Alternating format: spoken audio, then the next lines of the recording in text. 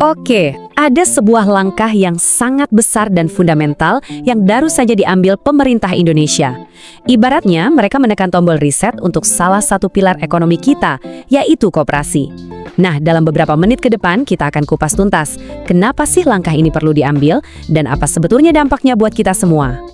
Untuk ngerti kenapa riset ini penting banget, kita harus mulai dari sini. Coba deh kita lihat bareng-bareng kesenjangan yang luar biasa ini. Di satu sisi ada UKM yang jadi mesin penggerak ekonomi kita, nyumbang sampai 60% PDB. Tapi di sisi lain, lihat deh, koperasi yang katanya soko guru ekonomi kerakyatan, kontribusinya cuma 6%. Ini bukan cuma beda angka ya, ini adalah potret nyata dari potensi raksasa yang selama ini hilang. Jurang yang dalam tadi itu sebetulnya mengungkap sebuah fakta yang mungkin kurang nyaman didengar. Koperasi Indonesia, pilar ekonomi yang bahkan diamanatkan langsung oleh konstitusi kita, pada dasarnya itu telah tertidur selama puluhan tahun. Potensinya ada, besar malah, tapi kinerjanya jauh panggang dari api. Benar-benar raksasa yang tertidur. Terus akar masalahnya di mana dong? Ternyata ini masalah struktural. Selama bertahun-tahun, koperasi itu kan digabung dalam satu kementerian yang sama dengan UKM. Akibatnya apa? Kebutuhan koperasi yang unik dan potensinya yang sebetulnya bisa berskala besar, itu jadi kayak tenggelam. Kalah prioritas sama urusan jutaan UKM yang, kita tahu, jauh lebih banyak dan rumit. Kebijakan jadi nggak fokus, sumber daya pun jadi terbagi-bagi. Tapi, ceritanya sekarang mulai berubah. Pemerintah sedang mencoba membalikkan keadaan. Sebuah pergeseran kebijakan besar-besaran sedang dimulai. Ini adalah upaya untuk membuka babak baru yang sangat ambisius untuk akhirnya membangunkan sang raksasa.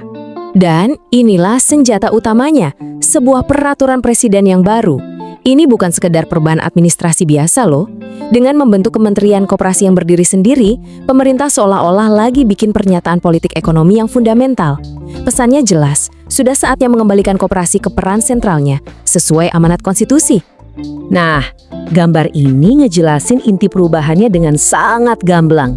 Dari yang tadinya perhatiannya kebagi dua, sumber dayanya juga dibagi-bagi, sekarang, boom, fokusnya penuh, kebijakannya didedikasikan khusus hanya untuk koperasi. Tujuannya satu, biar koperasi dapat perhatian penuh yang mereka butuhkan untuk bisa tumbuh pesat.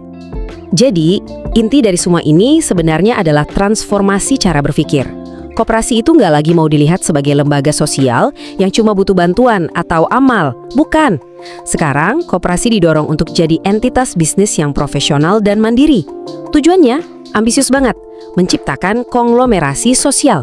Sebuah kekuatan ekonomi raksasa yang dimiliki dan dikendalikan langsung oleh rakyat. Oke, jadi mesin baru ini bakal kerja gimana? Yuk kita bedah bareng-bareng peta jalannya.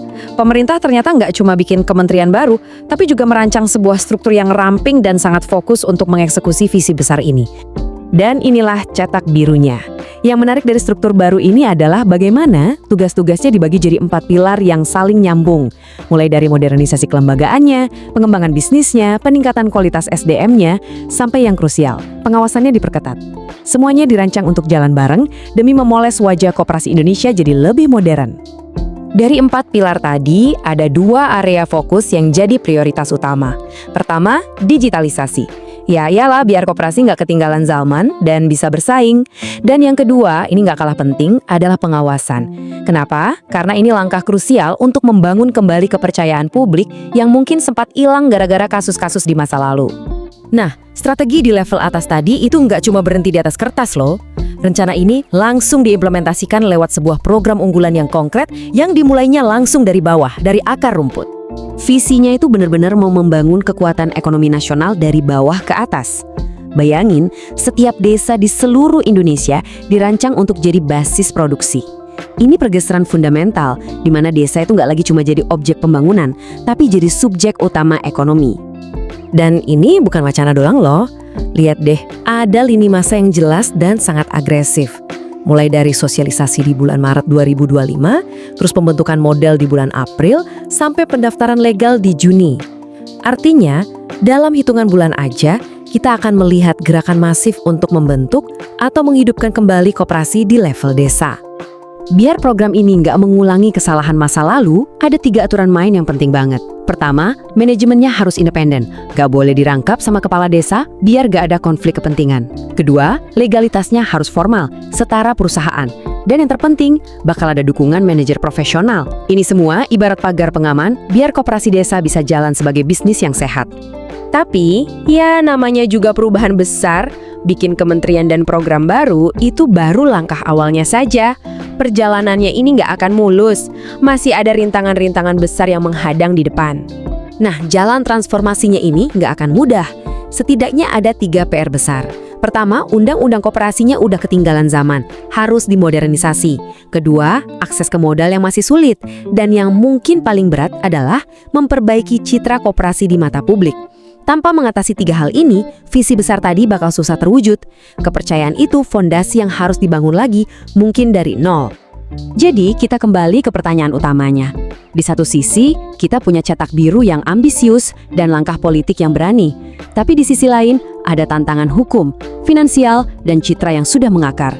Mampukah riset kali ini akhirnya benar-benar membangunkan si raksasa yang tertidur dan menjadikan koperasi pilar ketiga ekonomi Indonesia yang sejati?